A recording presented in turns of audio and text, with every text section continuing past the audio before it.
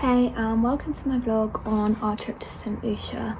So we are going for 2 weeks and we're going with a company that's working with our school called Caribbean Elective, and it's also part funded by the government, but we're going to do some conservation work.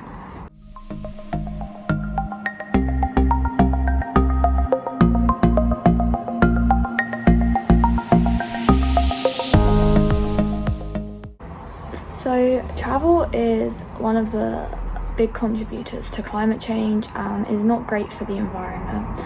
It's really difficult because obviously to do conservation work in St. Lucia we're going to have to fly, but flying is really one of the biggest travel emitters for climate change, and something I want to focus on is sustainability. So we can't just impose ourselves on communities saying, oh, flying is bad for climate change, let's never fly. We're going to have to find ways to fly sustainably. So how can we fly and minimize our impact? How can we find better ways to travel without impacting on the environment so much? And I don't know too much about it, but there are a couple ways you can help support climate change and reduce your impact when flying. So one way is to fly less often and stay in places for longer and use public transport where possible. So if you can travel on train or in a bus, then that is obviously better for the environment, as flying in a plane emits a lot of carbon, and a return flight will emit approximately 4 times what a person needs to be emitting in a year. I'll put the statistics right here, but approximately 4 times, I think, the amount of carbon that we need to emit per year to stop the global warming increase and minimise that to 1.5 degrees. Another thing you can do is stay in places for longer, because obviously that reduces the amount of flights, and also travel lighter, so it's difficult, but take less things with you. And you can also pay to offset your flights. However, you do really need to be careful of greenwashing, because I'm going to look more into it, but some research showed that majority of this money does just go back to the airlines.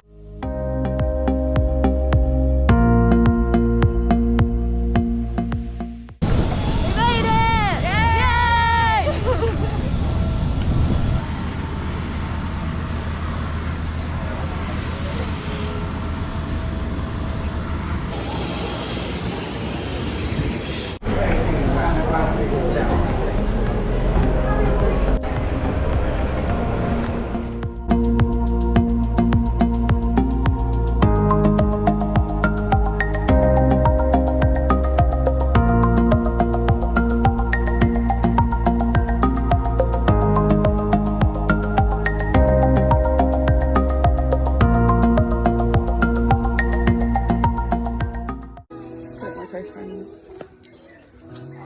Hi, bestie. Oh.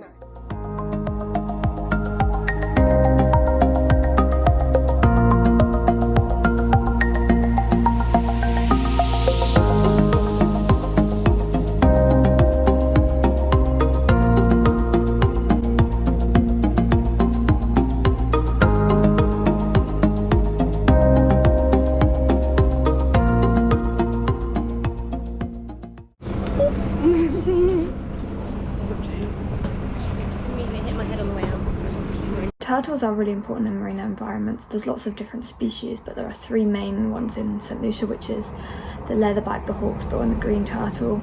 And the green turtle will mow the seabed like a lawnmower, so to keep it healthy, keep it at the right length. And turtles also obviously have a role in food webs, so they can maintain the right number of each species. Climate change is obviously reducing the number of turtles because anchors destroy the seagrass, which I'll come on to a bit more.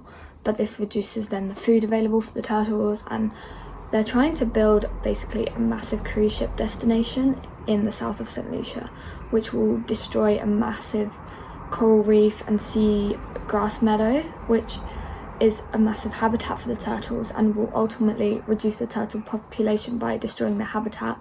So the work we're doing is proving that this is a good location for turtles to nest and that it shouldn't be destroyed.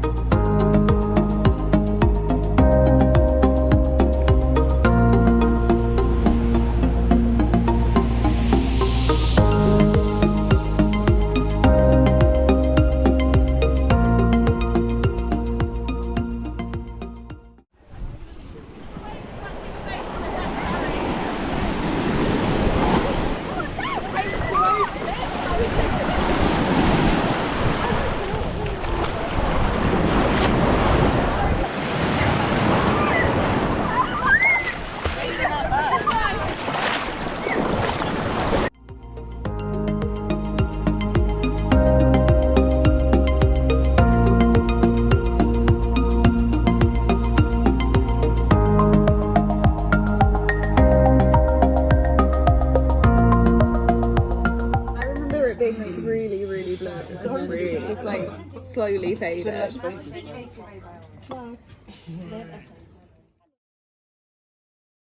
So we've been doing some work on turtle habitat suitability. This is done by like measuring light intensity. This is important because the temperature of the sand that the turtles lay their nests on determines the gender of the turtles, and there's like a really fine line about 28 degrees between male and female. And so obviously global warming means that the sand is hotter, so more turtles are becoming female, which creates a gender imbalance in the turtle population. Turtles are endangered, and this is partly due to turtle hunting. Again, we can't inflict ourselves on communities and say, like in St Lucia, no turtle hunting. So we have to find ways to turtle hunt sustainably. Turtles are often hunted for their meat rather than their shells. And locals actually often do this in a really sustainable way. However, it's when people come in and try and turtle hunt more that the problem has occurred. And there are multiple ways of trying to combat this, but one way is to let open and close seasons, so turtles can only be hunted at certain times of year. However, the big problem with this is it's really hard to manage this and enforce this on people. So in St Lucia, it's quite hard to like impose this rule and make sure that people stick to it. But locals are quite good at catching out people who are turtle hunting at the wrong times. We're also measuring like the material on the beach, because this obviously determines how hard it is for the turtles to come onto the beach and also get back. So if there's lots of rubbish in the way, lots of debris and hard materials, then obviously the turtles are going to struggle to get back to the water, as there's lots of things in the way. But where the beach is quite clear, it shows that it's a good location for the turtles.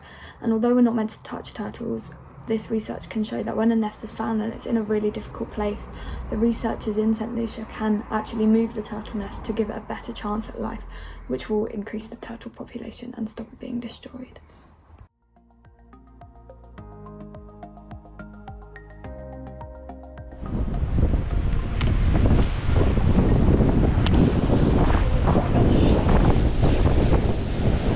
And it goes.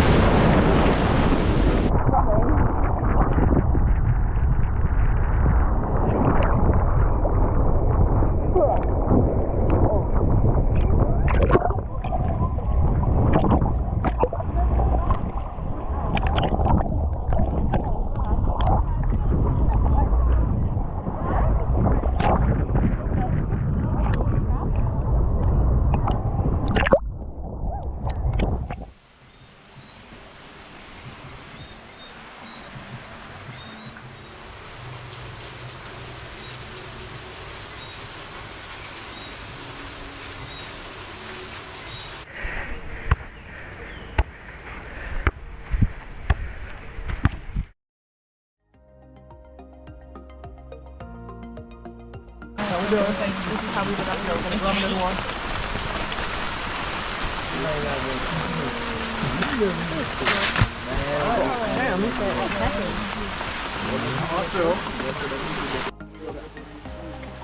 The coconut.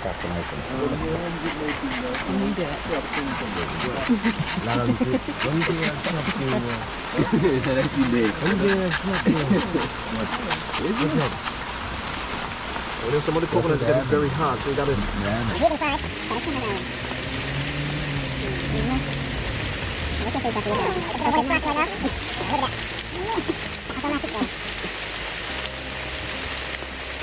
I couldn't have any. Cleans the blood. Yeah, that's good. Look at it. Refresh. Refreshing right there. There you go. So you get your local emelet. That is a try. Now, as that's a fruit bat. You see what the fruit bats are doing? Make that funny business, and they eat all the beans. These guys. Good effort. Woo. Ginger lily. Yeah, it smells good. That's really good. Yeah, and the fragrance. Yeah, smell this. Oh, you have. And we use I use nutmeg all Get the that time. nutmeg inside right here. And our nutmeg comes with a little grater. Look at this. So you see all the work you gotta do just for nutmeg. Look at this. Now actually I'm gonna make you smell this. Oh, nutmeg is good. Smell this, guys. It makes you think of Christmas. Yeah, that's what I was Christmas. That smells nice.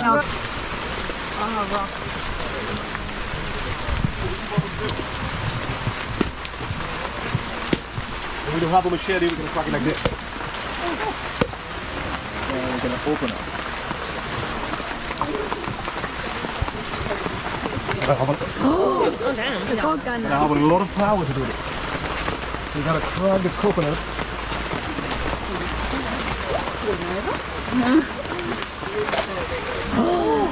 There we go. Put all that. Put that down.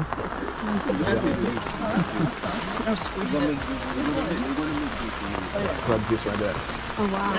Oh wow. Okay, grab this right there. Grab this right there.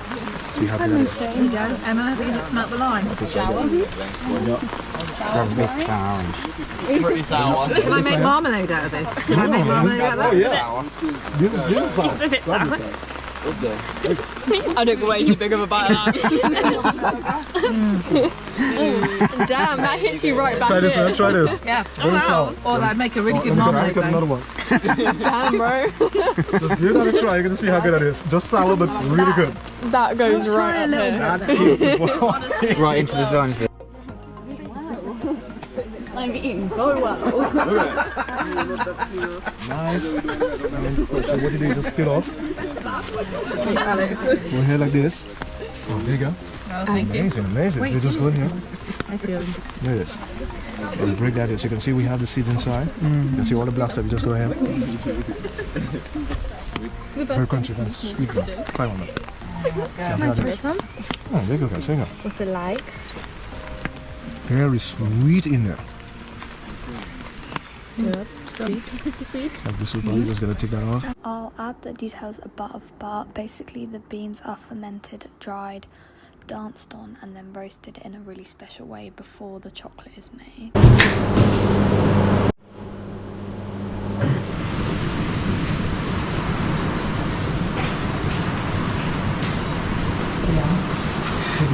you can see, it's very soft. So we have to thicken it a bit.